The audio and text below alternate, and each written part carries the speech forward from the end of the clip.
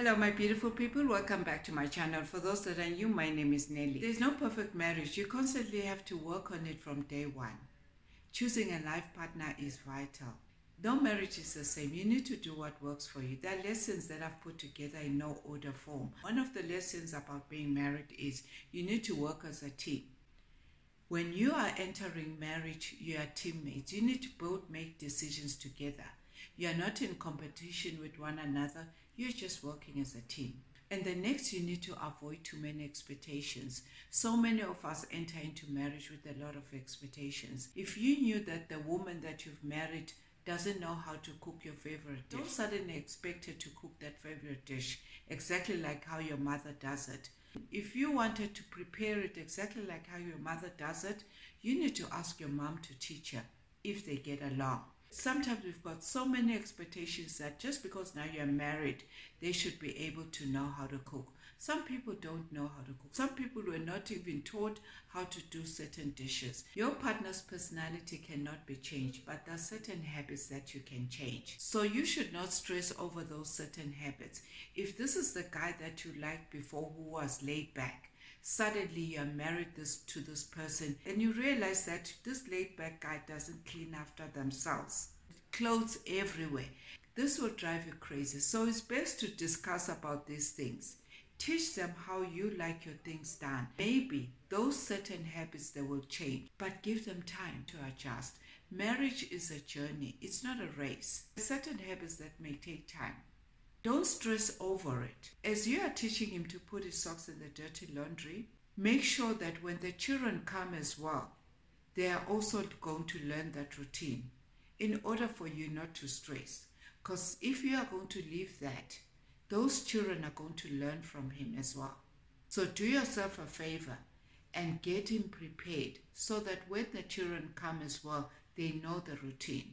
A lot of men have got those expectations as well that a woman is the one that has to cook and wash the dishes all the time. If you feel like you're comfortable in helping your wife, then do so. Don't have too many expectations that they are the ones that have to clean the house. As I said from the beginning, no marriage is the same. Do what works for you. If it works for you to prepare for your wife, then do so.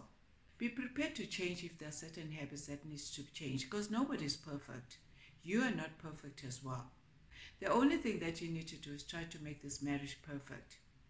Don't copy the routine from the family that you come from, because maybe it might not work for you. And the next lesson is you need to avoid secrets. Be transparent about your relationship from day one. Talk about it even before you get married. Things that you need to talk about. If you are going to build your marriage from a foundation of secrets and lies, in the long run, it will affect your marriage. The relationship will have bigger issues. The person that's lying will have to feed their lies all the time until they begin to believe those lies. And they'll keep lying just to make them real. And one day the truth will come out and your partner won't be able to trust you, especially if you build this relationship from lies. In the next lesson, it comes to sex. Sex is very important when it comes to relationship. Don't use sex as a weapon, especially after that argument, because sex is a priority. You need to make sure that you try new things all the time and be adventurous as well in order to spice up your marriage. When you both see that your sex life is dying down, maybe you can try and go out on a holiday or maybe on a weekend away. When you're in a different environment, it helps to spice up your sex life, especially when kids are around. Sometimes it's difficult to do certain things when kids are around. That is why when you are in a different environment, it helps to spice up the sex life. Sometimes when the woman has got children, she pays more attention on the children and the husband feels neglected. This is when your sex drive is slowly dying. Because the husband feels neglected, this is when you have to start thinking about new things that you can bring into your sex life. Because as you grow older, you don't feel like having sex all the time, especially when it comes to women. With men, they can still have sex even when they're 80. When there are health issues, you need to discuss those health issues. And the next point is you need to understand your partner's love language. Everyone has got a love language. If you don't know your partner's love language, ask them. It's important to know your partner's love language in order to connect with them. Some people show affection in touching. Some people just love to be hugged. And others, just love to be given gifts. So you need to understand what is your partner's love language. Once you know, you can use that in order to prepare them, because sometimes women are not always ready to have sex. So you need to use your partner's love language in order to prepare them. It also makes them see that you care about them. It's not only about your needs and wants. If they don't know your love language, tell them, in order to prevent misunderstanding as well. That comes to my next point, which is whenever you have a fight, fight a good fight. When you are married, you are going to have a misunderstanding. You're going to have a fight. But it's also necessary in order for both of you to know how you solve your problem when they arise at the end of the day.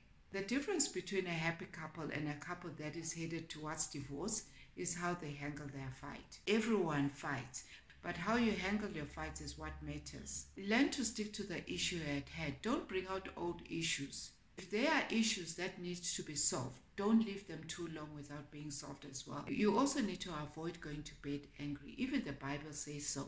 You cannot wake up and enter a new day with yesterday's fight. Learn how to treat each day as a new day. Don't bring out yesterday's issues. Don't fight over small things. If a person doesn't remember what you fought about yesterday, then there's no point in bringing it out. Some people will even remind you what you did 5 years ago, before you even got married. Avoid having a bucket of issues.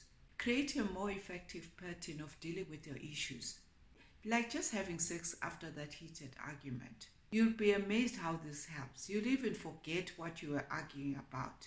And the next thing is you need to express yourself. Expressing yourself sometimes is not easy, but learn to do it. When you know your partner well enough, you'll know how they express themselves. Don't hold on to things until you can't take it anymore, because those negative emotions will multiply and you end up doing something that you will totally regret. So that is why you need to express your feelings regularly. Whether they are listening or they're not, express yourself. They'll be able to digest it on their own, but at least you've said what you need to say. Sometimes we prefer our partners to understand us with our silent treatment. They are not mind readers. If you are going to give them those silent treatment, how would they know what you want to say? How would they know that you are angry? Okay, maybe your face shows that you're angry, but are they supposed to read your mind while you're angry? So that is why it's important. Also, you need to practice gratitude. Tell her that she looks good if she looks good. Maybe she's just changed her hairstyle and you're just quiet. You're not saying anything. And you are not telling her. Somebody might just tell her that she looks good. Women like to hear that. That at least you're noticing that she's just changed her hairstyle. And women as well. Tell him how amazing he smells and how good he looks after making that effort of shaving that beard. He's suddenly not looking like a Father Christmas anymore. Tell him that. Be polite to one another. Good manners go a long way, and it's something that it shouldn't be taken for granted. Sometimes when you're so used to this person, you take each other for granted. It shouldn't be that way. You also need to learn to have that personal time to yourselves. Even though now you're married and now you're one, but you have different interests. Give each other that space and enjoy doing what you like to do. The next lesson when it comes to marriage is give yourself time before you get married. Getting married at a young age is far different than being married when you're matured. Give yourself time to be matured enough to be married. The difference is what you liked when you're younger, your priorities may change when you get older. You might marry someone just because of their looks and not realize that those looks will change when you get older. Suddenly you grow apart even though you're together, and you both realize that you're no longer attracted to one another. That is why you need to give marriage time before you say I do. Marry at a time when you clearly understand who you are and what you want in life and the person that you want to get married to. Don't rush into marriage and don't leave it too late as well. And the next point you have to realize when you are married is when you are getting married to your partner, just know that your spouse's family is now your new family as well. You're not only marrying him, you're also marrying his family as well. So you need to figure out how you're going to fit into your new home by slowly learning to adjust the things that you might not like. Find out ways on how you're going to deal with the situation. Because remember, you are in this marriage for a long time. The sooner you learn how to deal with your new family, the better. Don't compare your mother-in-law with your mother. She may do things differently from your mother. Don't start comparing them. Instead, look for common things and try to be positive. Maintain your dignity even when they come to your home. So you need to figure out on your own how you're going to deal with the situation. And the next lesson is keep your marriage problem to yourselves. Your parents, your in-laws, and your friends have no business in knowing what's happening in your home. Keep your marriage problems to yourselves and sort them yourselves. Unless you're going for counseling, then you will tell the person that is handling the counseling. Anything else, keep it to yourselves. Because tomorrow you are going to go and tell your family what your husband is doing to you. And they will not look at your husband the way they did before. And suddenly you have made up. But it won't be the same with them. So keep your family problems to yourselves. Protect your partner and protect your home as well. So there are more lessons besides these lessons. These are the few that I've picked. So I hope you enjoyed this video, and thank you for watching, and see you on the next video.